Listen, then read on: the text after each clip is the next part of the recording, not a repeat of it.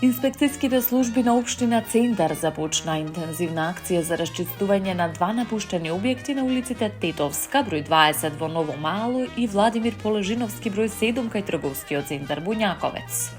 Градоначалникот на Центар Горан Герасимовски информираше дека интервенцијата е спроведена по барање на жителите од околните згради, поради страф од пожари, кражби и загрозување на јавното здравје.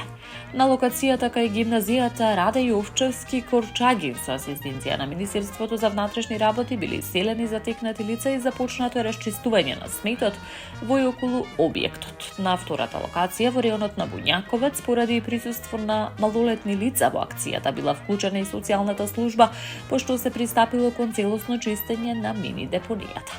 Од општина Центар посочуваат дека и покрај редовните интервенции, нерешените имотно-правни односи овозможуваат повторно вселување во напуштените објекти. Упатен е апел до сопствениците за поголема одговорност, како и до граѓаните навремено да пријавуваат вакви случаи за поефикасна реакција на службите.